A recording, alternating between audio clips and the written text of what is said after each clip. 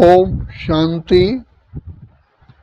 परम पिता परमात्मा, जिनको हम सारी सृष्टि के रचयिता कहते हैं, जो सब पाप कर्मों को भस्म करने वाले हैं, जिनको मुक्तेश्वर, पाप कटेश्वर, सदगतिदाता, कल्याणकारी, खिवैया, बागवान, कांटों को फूल बनाने वाले, कंगाल को सरताज, काले से गोरा बनाने वाले हैं, ऐसे प्यारे प्यारे प्यारे अति मीठे प्यारे पिता परमात्मा को हम पाने के लिए द्वापर युग से हमने कितनी त्याग, तपस्या, पूजा, आराधना, दान, पुण्य, तीर्थ यात्राएं किए उनसे मिलने के लिए। लेकिन सृष्टि के पार्ट अनुसार, जिसको दूसरे शब्दों में कहा जाए ड्रामा अनुसार, हम पिता परमात्मा से मिल नहीं सके, क्योंकि भगवान स्वयं कहते हैं कि जैसे समय से पहले सूर्य उदय नहीं होता, इसी प्रकार मेरा भी इस सृष्टि पर आने का समय निश्चित है। चाहे कोई कितना भी भक्ति करता रहे, जैसे सूर्य का आवाहन रात को 2 बजे से हम शुरू कर दें कि आप प्रकट हो जाओ हो जाओ हो जाओ, क्या सूर्य 2 बजे रात को, 3 बजे रात को, 4 बजे प्रकट हो जाएगा? लेकिन उसका समय निश्चित है। इसी प्रकार परम पिता परमात्मा कहते हैं कि जब ये सृष्टि बिल्कुल ही टोटली तमो प्रधान हो जाती है, सब आत्माएं होपलेस हो जाती हैं और निराशावाद शुरू होता है, दुख, अशांति, परेशानियां एक्सट्रीम पर पहुंच जाती हैं, धर्म रहता ही नहीं है, अधर्म का बोलबाला होता है। और रावण जिस 5 विकारों के पुतले को हमने जलाना शुरू किया द्वापर युग में, 5 फुट का, 6 फुट का, आज 300-300 फुट ऊंचा रावण बना के जला रहे हैं। कितनी एक्सट्रीम रावण को हम ऊंचा दिखाते हैं, और आज की दुनिया को ही हम रावण राज्य, कंसपुरी कहते हैं। तो ऐसी दुनिया जो तमो प्रधान हो चुकी है, जिन आत्माओं के अंदर क्रूरता के संस्कार भर गए हैं, बिल्कुल राक्षस पने के संस्कार बन गए हैं। कहाँ देव आत्मा थे, पुण्य आत्मा थे, महान आत्मा थे? ऐसी आत्माओं के संस्कारों को जब तक परिवर्तन नहीं करेंगे, तब तक इस सृष्टि का परिवर्तन हो ही नहीं सकता। क्योंकि पार्ट बजाने वाली तो आत्माएं हैं, तो जैसी आत्माएं होंगी वैसे ही तो पार्ट बजाएंगे, वैसे ही तो उनकी सोच होगी, वैसे ही उनका चाल चलन होगा, वैसे ही उनके कर्तव्य परायणता होगी। तो शिव बाबा को आकर के सारी सृष्टि को पावन बनाने के लिए एक बात हम सब बच्चों को सबसे मुख्य कहते हैं कि बच्चे, तुम एक जगह से गलत मोड़ मुड़े हो, वो है तुमने अपने आप को ही भूल गए। तुम हो शुद्ध आत्मा, अजर अमर अविनाशी, देह द्वारा कर्म करने वाले आत्मा हो। आत्मा ही इस संसार में आकर के देह ग्रहण करके कर्तव्य करती है, लेकिन तुमने अपने आप को आत्मा की बजाय शरीर समझ लिया। शरीर समझने से ही कितनी महान महान भूल हो गई। थोड़ी विचार कीजिए, क्या कार का ड्राइवर अपने को कहे मैं ही कार हूँ, तो क्या कहेंगे? कहेंगे भाई मेंटल है, इसको मेंटल हॉस्पिटल ले चलो। इसी प्रकार हम सब आत्माएं मेंटल हो गए और मेंटली रिटार्डेड हो गए। हमें अपना ही होश नहीं है, आत्मा की सत्यता ही छुप गई। जो सत्यता के जो संस्कार हैं वो ही खत्म हो गए। तो अब परमपिता परमात्मा आकर के हमको सबसे आत्मिक स्मृति का तिलक लगाते हैं कि हे आत्माएं, हे शुद्ध आत्माएं, हे पुण्य आत्माएं, हे देव आत्माएं, हे पवित्र आत्माएं, तुम पवित्र आत्मा हो। भक्ति में हम परमात्मा पिता की आराधना करते रहे कि आप ज्ञान के सागर हो, प्रेम के सागर हो, आनंद के सागर हो, शांति के सागर हो, सुख के सागर हो। पिता परमात्मा आकर के संगम युग पर हमारा ही गायन करते हैं कि बच्चे तुम पवित्र आत्मा हो, श्रेष्ठ आत्मा हो, महान आत्मा हो, देव आत्मा हो, पूज्य आत्मा हो। बच्चे देखो शेर का बच्चा कौन होता है। बार बार बाबा को ये रियलाइज़ कराना पड़ता है कि बच्चे तुम भगवान के बच्चे कहते हो, और बचपन से ही कहा तुम माता पिता हम बालक तेरे। तो बाप जिसका इतना ऊंचा हो, महान से महान हो, सागर हो, भंडार और दाता हो, उसकी संतान क्या होगी।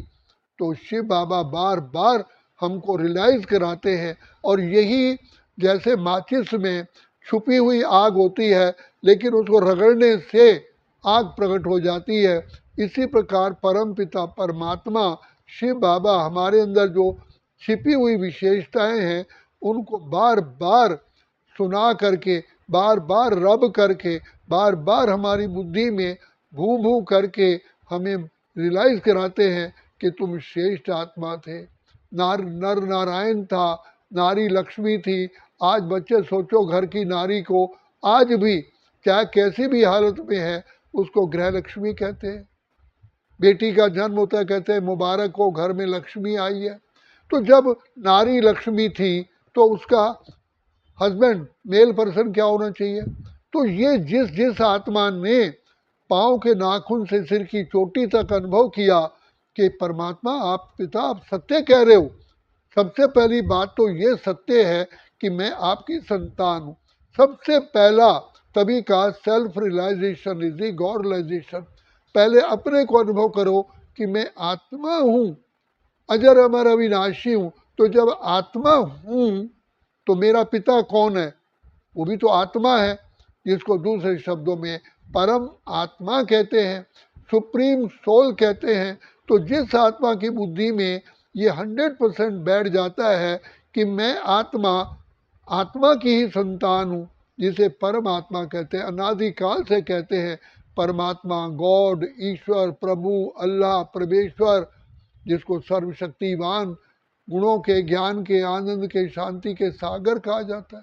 तो यही बार बार जिस आत्मा को महसूस हो जाता है कि मैं किसकी संतान हूँ, तो वो उस अपने कर्तव्य, उसके ऑटोमेटिकली संस्कार, उसकी नेचर, उसका स्वभाव प्रकट हो जाता है।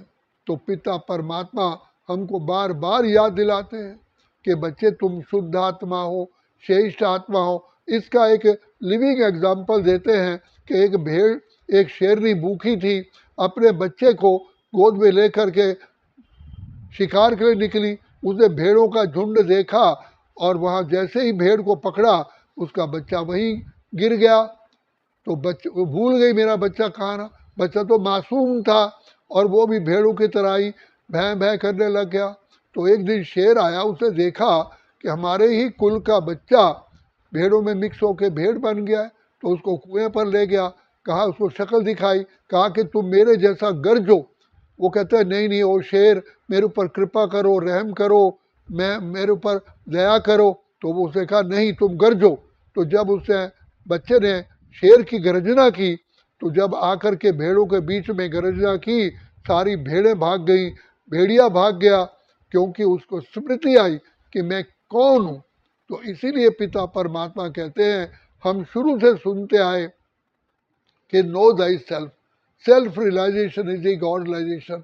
तो जब तक कोई आत्मा ये फील नहीं करती, दिल की गहराई से, दिमाग की गहराई से ये अनुभव नहीं होता कि मैं आत्मा हूँ, पिता परमात्मा की उसके अंदर जागृति आ ही नहीं सकती। मैं किसका बच्चा हूँ, हु इज़ माई सोर्स। तो बाप इसलिए बार बार गीता का सबसे पहला लेसन यही है कि आत्मा, हे अर्जुन तुम आत्मा हो, अजर अमर अविनाशी हो, तुम देह तो तुम्हारा वस्त्र है। कितनी बार तुम देह ग्रहण कर चुके हो, तुम आत्मा अजर अमर अविनाशी हो, तुम अपने जन्मों को नहीं जानते हो, मैं तेरे जन्मों को जानता हूँ। तो सबसे पहले पिता परमात्मा हमें ये रियलाइज़ कराते हैं तुम आत्मा हो। फिर जैसे ही आत्मा का रियलाइजेशन होता है, तो जैसे दूध में से मक्खन प्रकट होता है तो मक्खन के गुण ऑटोमेटिकली स्पष्ट दिखाई देते हैं। तो जब हम आत्माएं देह अभिमान से न्यारे हो करके आत्मिक स्थिति में टिकते हैं तो आत्मा के गुण ऑटोमेटिकली प्रकट हो जाते हैं शांत स्वरूप, प्रेम स्वरूप, आनंद स्वरूप, सुख स्वरूप, और उसकी ओरिजिनलिटी प्रकट हो जाती है कि मैं पवित्र आत्मा हूँ, श्रेष्ठ आत्मा हूँ, महान आत्मा हूँ, देव आत्मा हूँ, पूज्य आत्मा हूँ।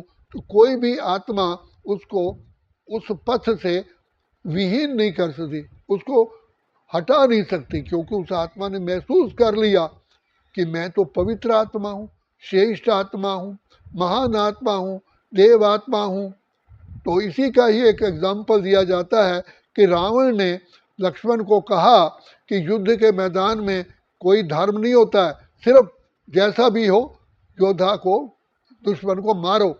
लेकिन जब राम युद्ध कर रहे थे रावण से, तो रावण का रथ टूट गया, झंडा गिर गया, उनकी तलवार टूट गई। तो राम कहता है कि हे रावण, आपने लक्ष्मण को बोला कि युद्ध में कोई नियम नहीं होते हैं, सिर्फ दुश्मन को मारना होता है। लेकिन हमारी रघुकुल की रीति है, हमारा नियम है कि जब तक कि सामने वाले के अंदर अस्त्र शस्त्र नहीं है, तलवार नहीं है, हम उसका वध नहीं कर सकते। जाओ, दूसरे दिन आना और अपने तलवार और अस्त्र शस्त्र लेके आना, फिर हम युद्ध करेंगे। तो एक मर्यादा होती है, इसलिए श्री राम को मर्यादा पुरुषोत्तम कहते हैं। तो वास्तव में ये मर्यादाएं भी क्या देह में मर्यादाएं होती हैं? देह को ग्रहण करने वाली आत्मा की मर्यादाएं हैं। तो पिता परमात्मा कहते हैं, तुम भी एक समय था सर्वगुण संपन्न, 16 कला संपूर्ण, संपूर्ण निर्विकारी, संपूर्ण अहिंसक, मर्यादा पुरुषोत्तम थे, डबल ताजधारी थे, पवित्रता का ताज था, रतन जड़ित ताज था। तुम्हारे धर्म पिताओं के पास तो केवल एक ताज था, पवित्रता का, जिस कारण उनकी इतनी गायन है, महिमा है। तुम तो डबल ताजधारी थे, और इसलिए तुम्हारी मंदिरों में पूजा हो रही है। तो जिस जिस आत्मा को ये गहराई तक अनुभव होता है, तब उसके संस्कार परिवर्तन होते हैं, पिता परमात्मा से नाता जुड़ जाता है। तो नाता जुड़ने से ही तो पिता परमात्मा की सारी शक्तियां ही आत्मा में ट्रांसफर हो जाती है। तो आत्मा जैसे कुएं में बाल्टी भरते हैं, तो बाल्टी तो उतनी भरेगी जितनी बाल्टी में कैपेसिटी होगी। कुआं में तो पानी अथाह है। तो परम पिता परमात्मा जो सागर भंडार और दाता है, जब आत्माएं के कनेक्शन में आती हैं, तो आत्माएं उनकी पूरी जितनी कैपेसिटी होती है फुल हो जाती है। जैसे आपकी 9 वोल्ट की बैटरी है, उसको चार्ज करोगे कभी भी 10 वोल्ट की नहीं होगी। 6 वोल्ट की बैटरी 6 वोल्ट ही होगी, 12 वोल्ट की बैटरी 12 वोल्ट की होगी। इसी प्रकार हर आत्मा की अपनी अपनी शक्ति है, कैपेसिटी है। जब पिता परमात्मा से नाता जुड़ता है, तो उतनी शक्ति भरपूर हो जाती है। तब आत्मा में सदा काल के लिए संतुष्टता होती है। जब तक जैसे गागर होती है तो अधूरी होती है तो छलकती है, गागर फुल होती है तो उसका छलकना बंद होता है।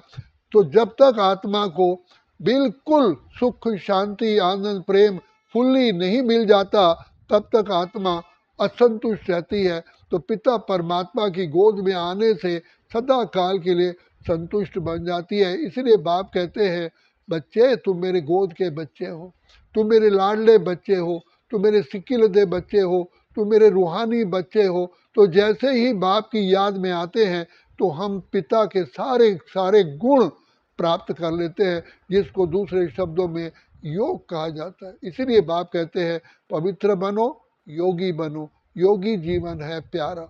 अच्छा, ओम शांति, ओम शांति, ओम शांति।